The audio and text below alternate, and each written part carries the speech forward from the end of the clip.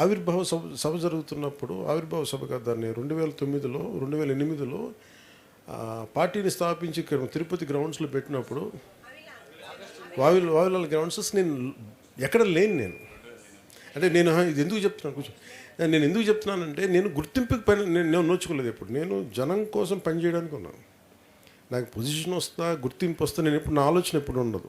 మన మురళి గారు చెప్పినట్టుగా మనం వర్షం తాలూకు గుణం చినుకు ఇవ్వడం, ఒక నాయకుడి తాలూకు లక్షణం నిస్సహాయాలకి అండగా నిలబడటం.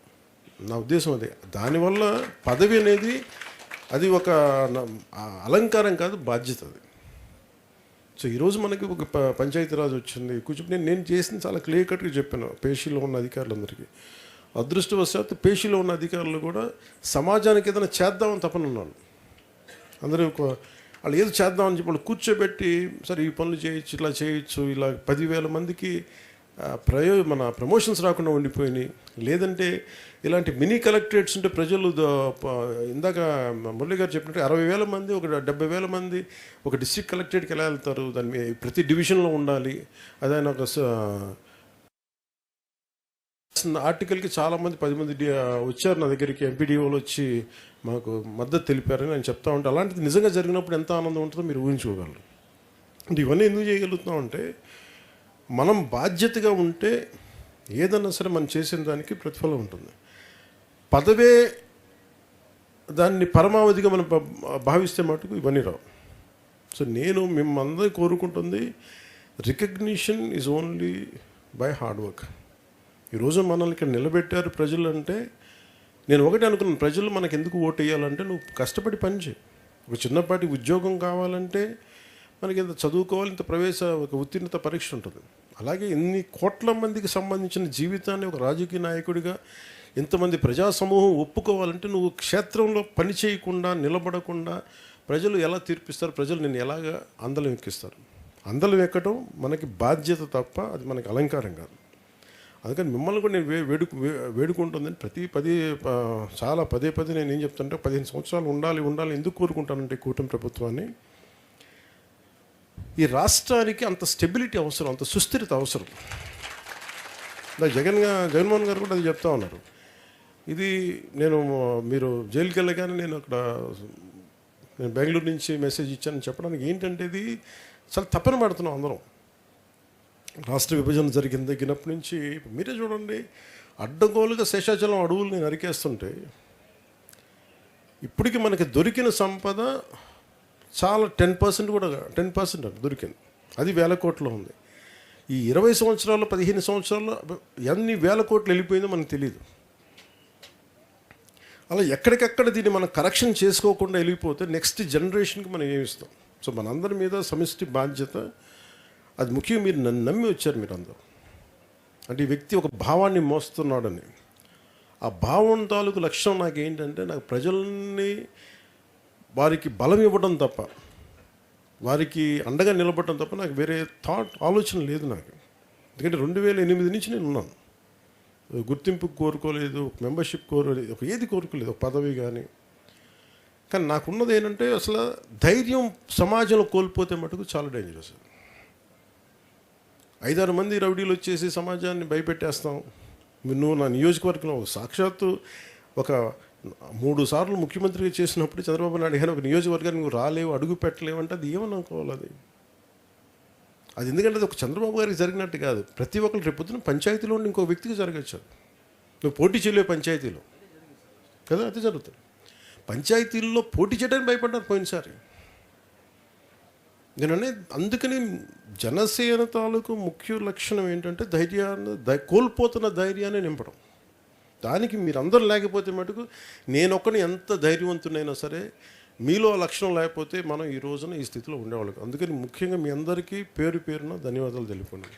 మీ కరేజ్ అంటే ఒక్కడికి ఉంటే అది వాడి కోపం, ఒక 10,000 మందికి వస్తే అదొక సమూహం తాలూకు శక్తి. అది.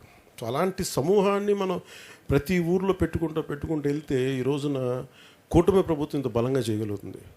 మనం ఏ మంచి ఉద్దేశంతో పెట్టామో కానీ ఈ కూటమి కూడా కేంద్రానికి బలం అయిపోయింది.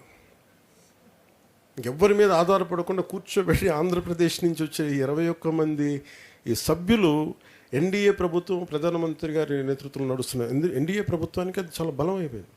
అంటే ఇది మనం చూడండి, ఎక్కడ చిన్నగా మొదలు పెడితే ఎక్కడ దాకా వచ్చిందో. సో అందుకని ఈరోజు మొదలుపెట్టిన కార్యక్రమం నాయకులు మీకు చూసిన మురళిగా ప్రతి ఊర్లో ఒక విభిన్నంగా ఉన్నారు. సో మనందరం విభిన్నమైన పార్టీల నుంచి వచ్చినాం, విభిన్నమైన, కానీ మనందరి ఉద్దేశం కామన్ మినిమం ప్రోగ్రామ్ కింద రాష్ట్రం బాగుండాలి, రాష్ట్రంలో అరాచకాలు ఉండకూడదు. ఇది మన అందరి ఉద్దేశం.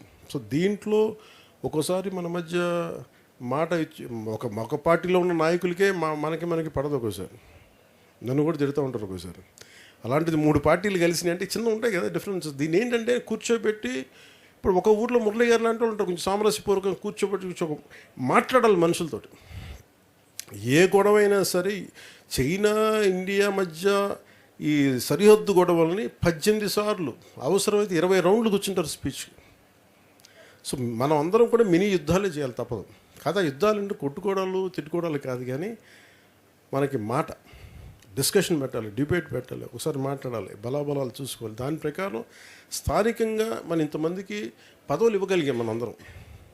అది టీడీపీ కావచ్చు, మనకి కావచ్చు, మనందరం. అదే కనుక మనందరం లేకుండా ఉండుంటే మీరు ఒకసారి ఊహించుకోండి, ఇంకొకరు ఎవరైనా వచ్చినట్టు ఏం జరిగి ఉండేది, అసలు ఉండేది కాదు కదా.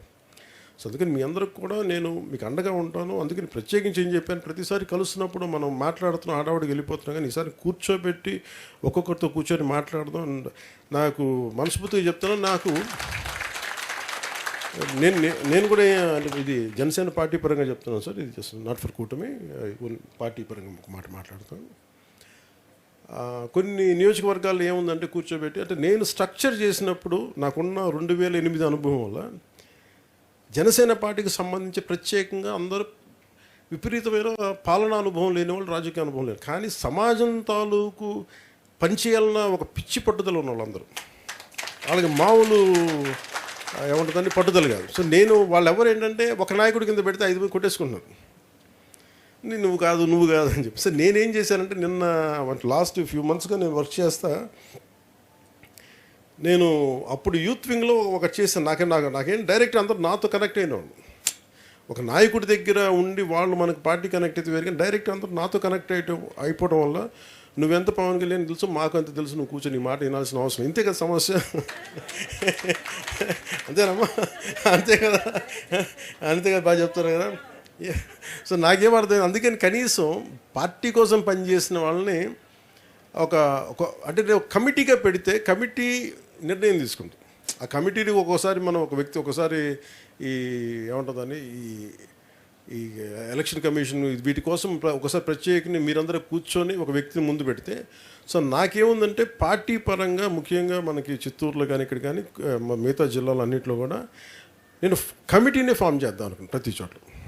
ఎందుకని కమిటీ ఫామ్ చేస్తే కమిటీ తీసుకుంటుంది. ఒక్కోసారి కొన్ని బాధ్యతలు అందరి దగ్గర అనుభవం లేదు. ఇక్కడ ఇప్పుడు అనిత గారి దగ్గర ఒక అనుభవం ఉంటుంది, దినేష్ గారి దగ్గర ఒక అనుభవం ఉంటుంది, కానీ వీళ్ళిద్దరిని కూర్చోబెడితే తప్ప, కలిపి కూర్చోబెడితే తప్ప కంప్లీట్నెస్ రాదు.